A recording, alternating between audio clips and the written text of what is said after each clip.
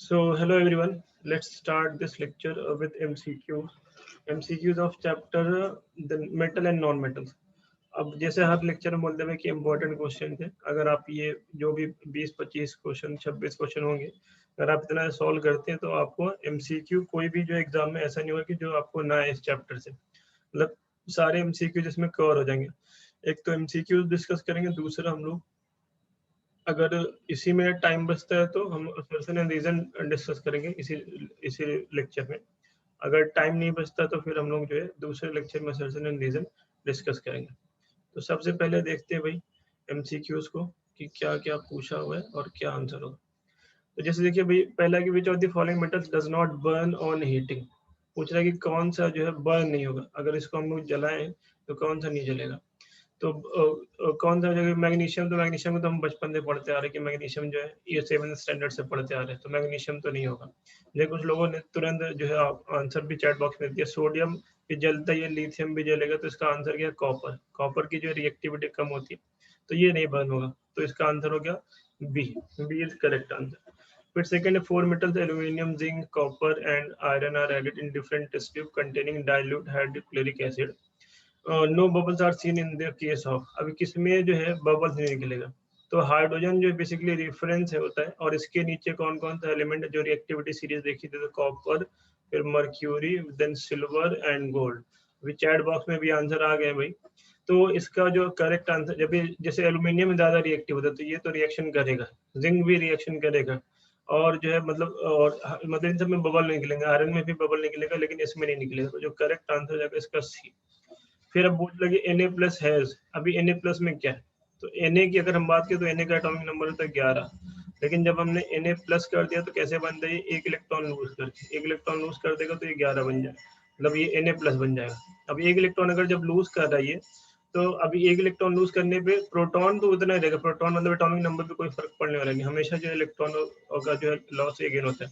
तो chat box में सबके वैसे आंसर आ गए, तो प्रोटॉन तो 11 ही रहेगा और इलेक्ट्रॉन 10 हो जाएगा, तो इसका करेक्ट आंसर हो गया ए, थर्ड का।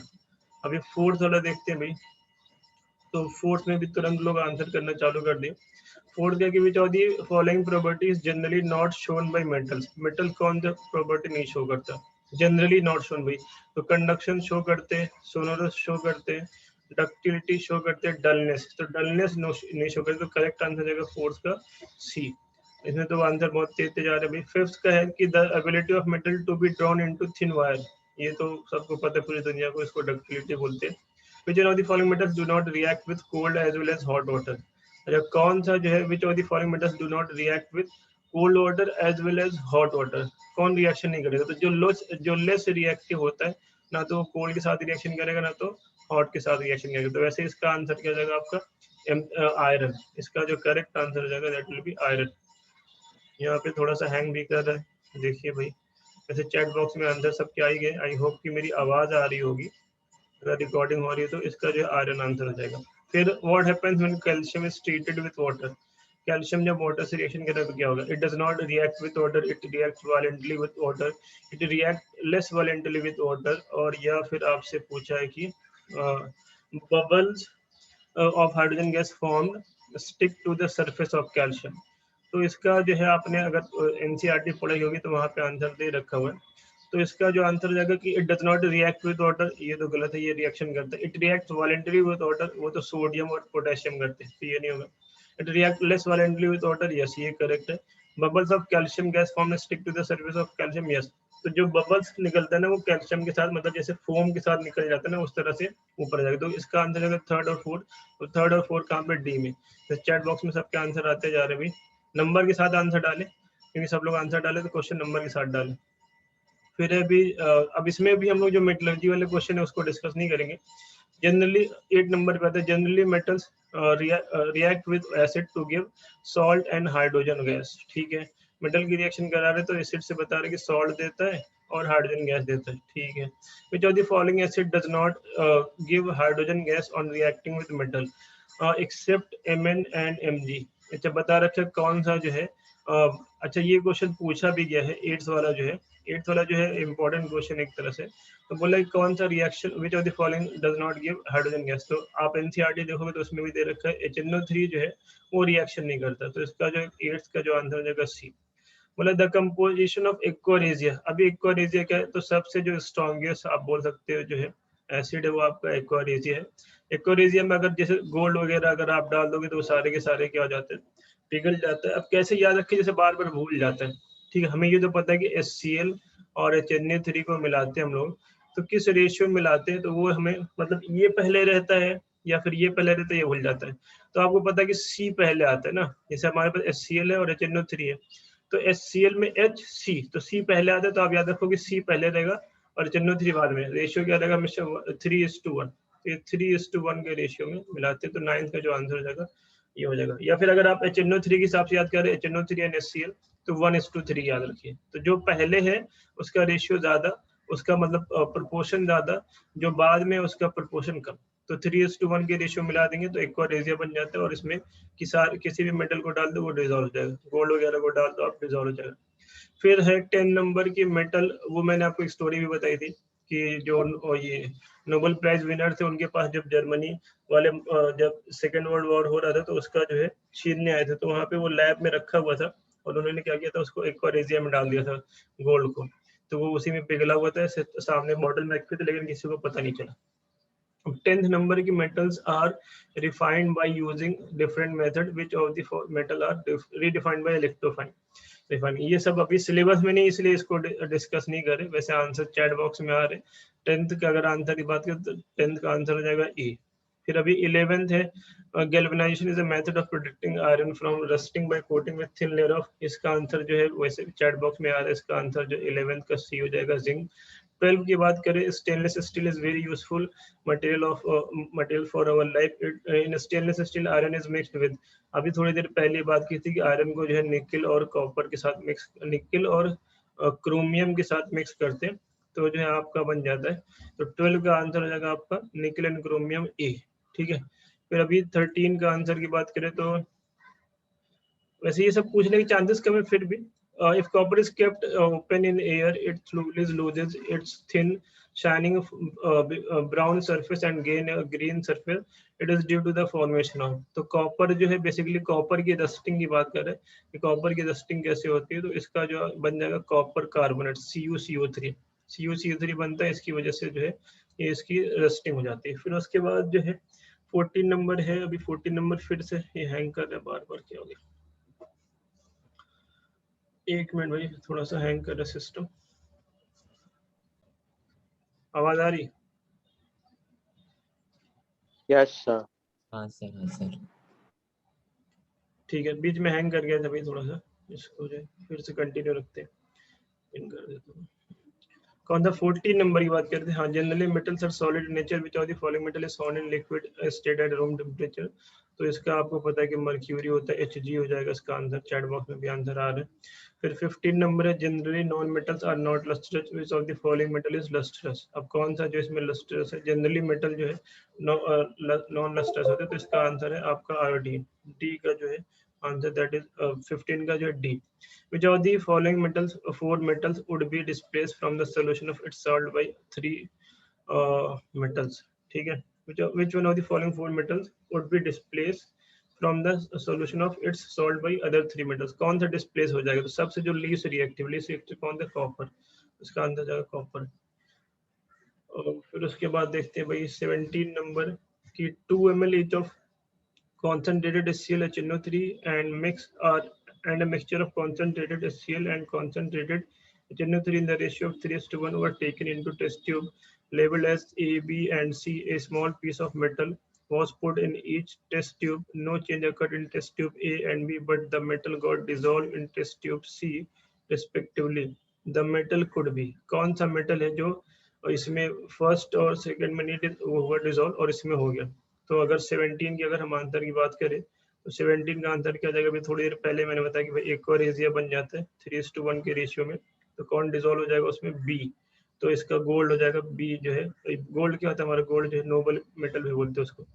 फिर है N alloy is, an element है, होमोजेनियस मिक्सचर है, कंपाउंड हेटेरोजेनियस मिक्सचर। तो एलॉय क्या आपका होमोजेनियस मिक्सचर है, तो 18 का ए।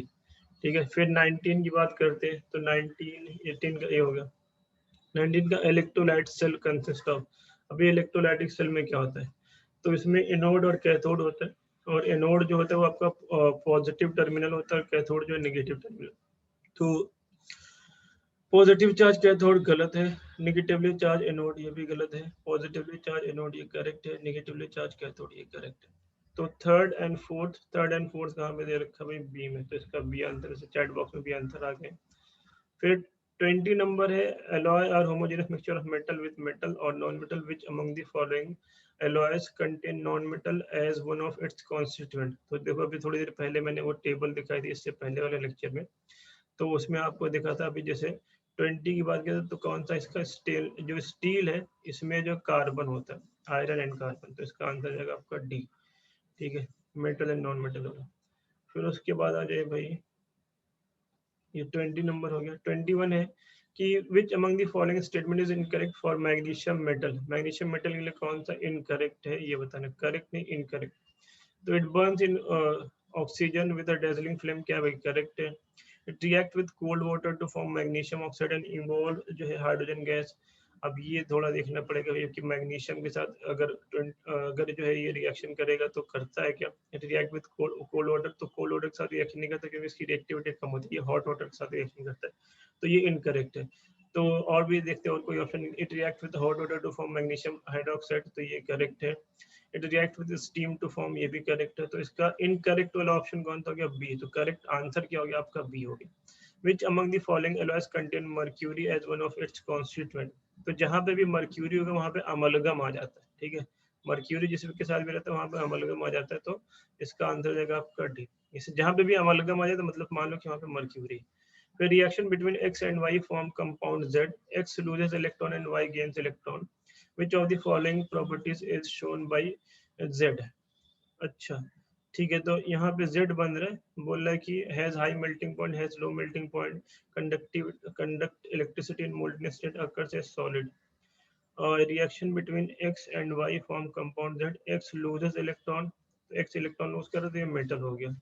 ठीक है, y गेन्स इलेक्ट्रॉन, तो ये क्या हो गया आपका नॉन मेटल हो गया। which of the following properties is not shown by, not shown by बोला not, तो ये आयनिक कंपाउंड बन रहे हैं। तो हैज हाई मेल्टिंग पॉइंट ये शो करेगा, हैज लो मेल्टिंग पॉइंट ये शो नहीं करेगा, अकर्स एज सॉलिड ये शो करेगा, ये शो करेगा। तो करेक्ट आंसर नॉट शोन वाला कौन सा है, बी। तो इसका 23 का जो है बी हो गया। जैसे चैट बॉक्स में भी आंसर आ ही रहे भाई। 24 कितने क्वेश्चन है, 27 28 28 क्वेश्चन है। ठीक है, तो अभी आगे देखते हैं भाई। तो क्या है 24 में आ जाता है। 24 में क्या, all do metals form basic oxide which of the following metals are amphoteric. बताइए इंपॉर्टेंट भाई, एल्यूमिनियम वाला जो है ये इंपॉर्टेंट है। 24 का C, generally non metals are non conductor of electricity, non metal non conductor होता है, ये सही है। बात बोलो which of the following is a good conductor of electricity, तो एक्स डायमंड नहीं शो करेगा, ग्रेफाइट शो करता है, यहाँ पे ग्रेफाइट जो एक्सेप्शन है। तो 25 का बी होगा। फिर है 26, electric wires have a coating of an insulating material, the material generally used as. अभी सल्फर होता है, ग्रेफाइट होता है, ये सभी पता है। 26 की अगर हम बात करें तो इसका आंसर जाएगा आपका सी, पीवीसी लगाते हैं। ठीक, फिर 27 की बात करें तो 27 के विच of the following non metal is a liquid, कौन सा लिक्विड इज अ लिक्विड, तो ब्रोमीन जो है वो लिक्विड फॉर्म में रहता है, तो ब्रोमीन इसका एक्सेप्शन में देखा था। फिर 28 है which of the following can undergo chemical reaction, इसमें केमिकल रिएक्शन होगी, तो जो ज्यादा रिएक्टिव है वही डिस्प्लेस करेगा। अभी आयरन ज्यादा रिएक्टिव है क्या, क्या हमारे पास है कि काशीनाथ का माली, आलू जरा फीके, तो आयरन मैग्नीशियम आयरन ज्यादा रिएक्टिव है।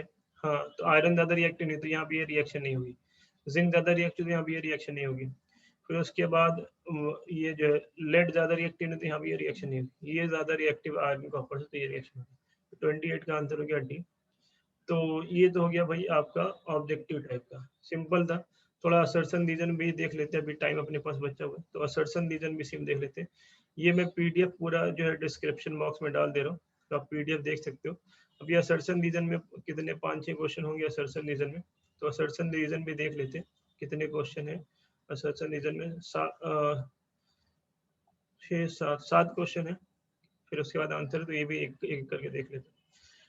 वही असर्शन रीजन का वही अपना पुराना रूल कि असर्शन रीजन दोनों ट्रू है और एक्सप्लेन करे तो ए, असर्शन एंड रीजन ट्रू है बट एक्सप्लेन नहीं करे तो बी, असर्शन ट्रू है रीजन फॉल्स है तो सी, और डी जो है आपका असर्शन फॉल्स है और रीजन ट्रू है तब। तो सबसे पहला आ जाते हैं भाई कि assertion number 1 कि hydrogen gas is not evolve when a metal react with nitric acid. तो क्या भाई करेक्ट है क्या? तो करेक्ट है। क्यों ऐसा होता है? बोले nitric acid is strong oxidising agent, तो ये भी करेक्ट है। तो असर्शन भी करेक्ट है, रीजन भी करेक्ट है और इसको एक्सप्लेन जी। सर मगर असर्शन का जो रहता है उसमें एक्सेप्शन भी रहता है ना, MN और MG। हाँ तो वो तो जो जनरली वाला जो है ना उसको कंसीडर करके चलते, तो ये इन जनरल बात हो रही, ठीक है। तो इन जनरल वाले की बात कर रहे हैं, वो एक्सेप्शन वाले बात नहीं होती। तो जनरली जो होता है उसकी बात हो रही है, तो इसलिए इसका आंसर ए हो जाएगा, ठीक है। अब highly reactive metals are obtained by electrolytic reduction. अब वैसे ये अपने पोर्शन में है नहीं अगर सेकंड की बात करें तो, बट ठीक है। तो highly reactive metal are obtained by electrolytic reduction, ये ट्रू है, ठीक है। In the electrolytic reduction metal is deposited at cathode, ये भी ट्रू है, लेकिन ये इसको एक्सप्लेन नहीं कर रहा है। तो सेकंड का जो आंसर हो जाएगा वो आपका बी। फिर बोल रहा है कि थर्ड जो है bronze is alloy of copper and tin. Bronze जो है एलॉय है कॉपर और टिन का, भाई करेक्ट है। क्या लगता है ब्रॉन्ज कॉपर और एलॉय का है क्या? तो ये इनकरेक्ट है, ठीक है। फिर एलॉय और एलॉय और एलॉय और heterogeneous mixture of metal with other metal and non-metal, तो ये करेक्ट है। तो इसका आंसर क्या आ जाएगा? थर्ड का सी। फिर फोर्थ है zinc oxide is amphoteric in nature, ये आपका इनकरेक्ट है। Zinc oxide react with both acid and base. Zinc oxide क्या भाई एम्फोटेरिक है कि नहीं है? जिंक ऑक्साइड, अच्छा जैसे एल्यूमिनियम ऑक्साइड होता है सर वैसे जिंक है ऑक्साइड सर। भी होता है। हाँ है हाँ, तो ठीक है, तो ये करेक्ट हो जाएगा। This is correct. Zinc oxide react with both acid and base, ये भी करेक्ट है। तो फोर्थ का जो हो जाएगा ये एक्सप्लेन भी कर रहा है, एसिड के साथ बेस के साथ दोनों के साथ रिएक्ट करता है, इसलिए जो एम्फोटेरिक होता है। तो फोर्थ का ए हो जाएगा। फिफ्थ है magnesium chloride is an ionic compound, तो करेक्ट है भाई। Metal and non metal react by mutual transfer of electron, तो ये भी करेक्ट है। तो मेटल एंड नॉन मेटल जब तभी ये एक्सप्लेन भी कर रहा है तभी तो बनता है, तो फिफ्थ का ए हो जाएगा। सर ये एक्सप्लेन कैसे कर रहे हैं सर? हाँ आयनिक कंपाउंड कैसे बनते हैं? ट्रांसफर ऑफ इलेक्ट्रॉन से बनते हैं ना। हाँ सर, मैग्नीशियम वो ट्रू तो है दोनों, मगर सर वो असर्शन को तो एक्सप्लेन नहीं कर रहे हैं। असर्शन में क्या बोला कि ये आयनिक कंपाउंड है? क्या magnesium chloride is an ionic compound? तो आयनिक कंपाउंड तो है ना। तो आयनिक कंपाउंड कैसे बनते हैं? Metal and non metal react with react by mutual, मतलब metal and non metal react by mutual transfer of electron, तभी आयनिक कंपाउंड बनता है। तो एक्सप्लेन तो कर रहे हैं ना, आयनिक कंपाउंड कैसे बनता है?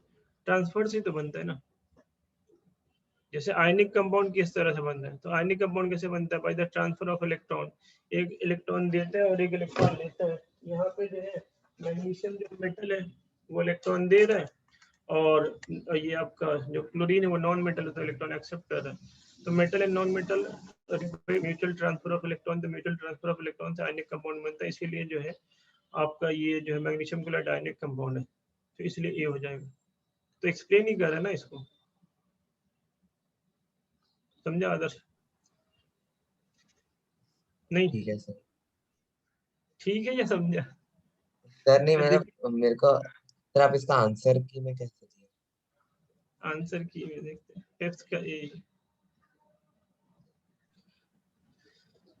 एक्चुअली इसलिए एक्सप्लेन कर रहे हैं क्योंकि देखो क्या बोल रहे हैं कि आयनिक कंपाउंड है। अभी आयनिक कंपाउंड किस लिए है? क्योंकि ये इलेक्ट्रॉन लूज करता है और ये इलेक्ट्रॉन गेन करता है। तो ये बोले metal and non metal react by mutual transfer of electron, एक इलेक्ट्रॉन लूज कर रहा है और एक इलेक्ट्रॉन गेन कर रहा है, तो उसी हिसाब से आयनिक कंपाउंड बनता है, इसलिए ए। तो ये आंसर देखिए, जो सिक्स का जो है सी है। फिर भी zinc can easily displace copper on reacting with a solution of copper sulphate, तो अभी ये सही है भाई, करेक्ट है। फिर बोला copper is a more reactive metal as compare to zinc, ये क्या इनकरेक्ट है? तो इसका सी हो जाएगा, सिक्स का सी। सेवेंथ क्या है कि भाई zinc carbonate is heated, zinc carbonate is heated strongly in presence of air to form zinc oxide and carbon dioxide. अच्छा, अब फिर बोला calcination is the process in which carbonate ore is heated strongly in the absence of air to convert into metal oxide.